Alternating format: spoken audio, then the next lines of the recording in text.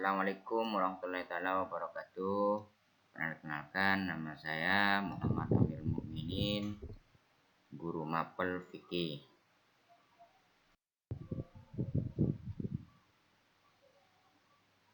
Pada pertemuan kali ini kita akan membahas tentang pelajaran kedua, tentang sholat 5 waktu.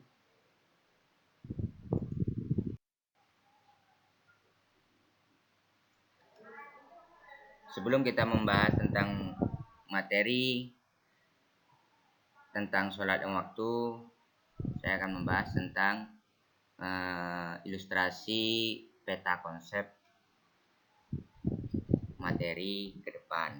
Yang sholat fardu 5 waktu yang akan kita bahas. Yang pertama tentang pengertian kedudukan sholat fardu.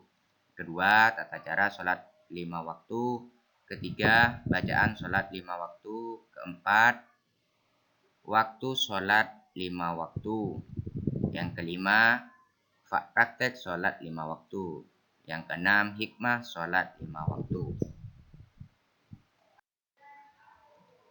Yang pertama kita bahas tentang pengertian dan kedudukan sholat 5 waktu. Pengertian dan hukum sholat 5 waktu. Pengertian sholat menurut bahasa berarti doa. Quran surat At-Taubah ayat 103 dan Rahmat. Quran surat Al-Ahzab ayat 43.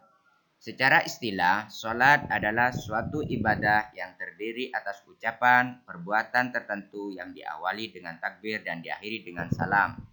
Hukum sholat adalah wajib. Quran surat Al-Baqarah ayat 43. Sholat 5 waktu hukumnya fardhu ain bagi setiap muslim laki-laki dan perempuan yang sudah mukallaf.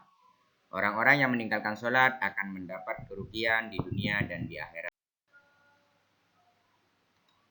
Kedudukan sholat 5 waktu. Yang pertama, sholat merupakan ibadah pertama kali diwajibkan oleh Allah Subhanahu wa Ta'ala yang perintahnya langsung diterima Rasulullah SAW pada peristiwa Isra Mi'raj. Yang kedua, sholat merupakan tiang agama. Yang ketiga, sholat merupakan amalan pertama kali yang dihisab pada hari kiamat. Tata cara sholat fardu. Yang pertama, syarat wajib sholat, yaitu beragama Islam, telah menerima dakwah, suci dari darah haid dan nifas bagi perempuan, berakal dan baligh. Yang kedua, syarat sah sholat, suci dari hadas baik hadas besar maupun hadas kecil, suci badan, pakaian dan tempat sholat dari najis, menutup aurat laki-laki dari pusar sampai lutut, aurat perempuan seluruh badan kecuali muka dan telapak tangan. D. Menghadap kiblat. E. Masuk waktu sholat. Yang ketiga yaitu rukun sholat.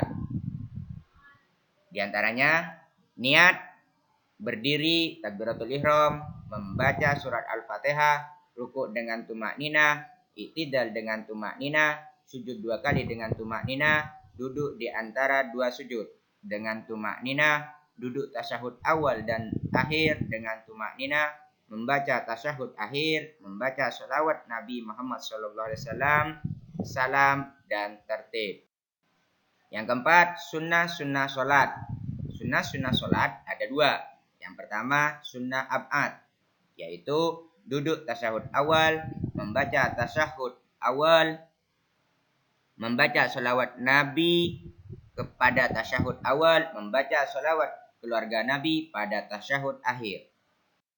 Yang kedua yaitu sunnah hayat, mengangkat kedua tangan pada saat takbiratul ihram, meletakkan kedua tangan kanan memegang pergelangan tangan kiri di dada atau antara perut dan dada, mengarahkan pandangan ke arah kiblat, membaca doa iftitah, diam sejenak sebelum membaca surat Al-Fatihah, membaca ta'awud sebelum membaca surat Al-Fatihah, mengeraskan bacaan surat Al-Fatihah dan salah satu surah Al-Quran pada sholat maghrib, isya, subuh, sholat Jumat, sholat hari raya, sholat tarawih, dan witir pada bulan puasa. Membaca amin setelah membaca surat Al-Fatihah.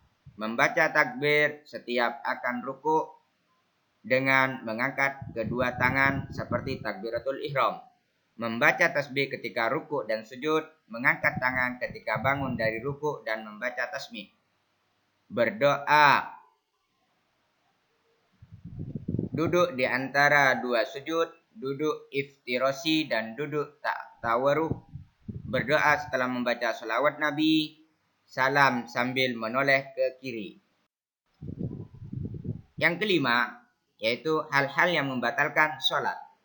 Yang pertama, meninggalkan salah satu rukun.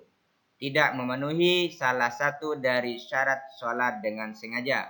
Berkata-kata dengan sengaja, bergerak 3 kali berturut-turut, makan dan minum walaupun sedikit, tertawa terbahak-bahak, terkena najis, berhadas kecil atau besar, mendahului imam sebanyak 2 rukun berturut-turut, berubah niat atau membatalkan sholat, dan murtad. Yang keenam, hal-hal yang dimakruhkan ketika sholat. Adapun hal-hal yang dimakruhkan ketika sholat antara lain sebagai berikut. Yang pertama, A. Memalingkan muka ke kanan dan ke kiri. Memejamkan mata, menengadah ke langit, menutup mulut rapat-rapat, menyandarkan siku pada saat sujud. C. Bacaan sholat 5 waktu. Bacaan sholat 5 waktu itu dibaca yang pertama pada niat. Yang kedua takbiratul ihram. Yang ketiga doa iftitah. Yang keempat membaca surat Al-Fatihah. Yang kelima membaca salah satu surah atau ayat Al-Quran. Yang keenam pada saat ruku. Yang ketujuh pada saat i'tidal. Yang kedelapan pada saat sujud. 9 pada saat duduk di antara dua sujud. 10 tahiyat atau tasyahud awal. 11 pada saat tahiyat atau tasyahud akhir. 12 berdoa setelah membaca tasyahud akhir dan sholawat.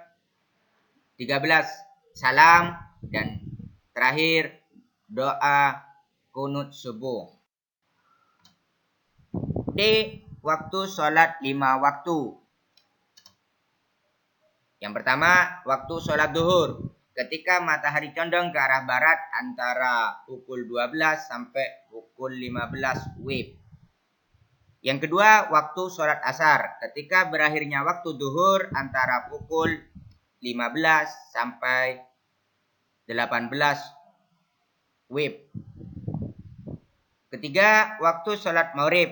Sejak matahari terbenam sampai hilangnya mega atau awan merah antara pukul 18 sampai 19. Keempat, waktu sholat isya.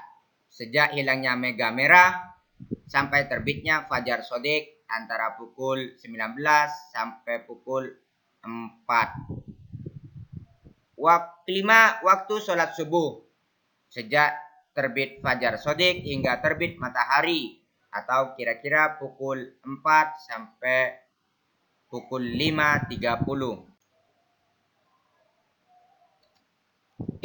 Praktek sholat 5 waktu dan sujud sahwi. Untuk memperagakan sujud sahwi, setiap siswa harus mengetahui cara melakukannya. Misalnya, seseorang yang melaksanakan sholat duhur, ia lupa tidak melaksanakan tahiyat awal, ia ingat jika dirinya belum melaksanakan duduk tasyahud awal ketika sedang sujud kedua pada rakaat yang keempat, maka sebelum salam melakukan sujud sahwi.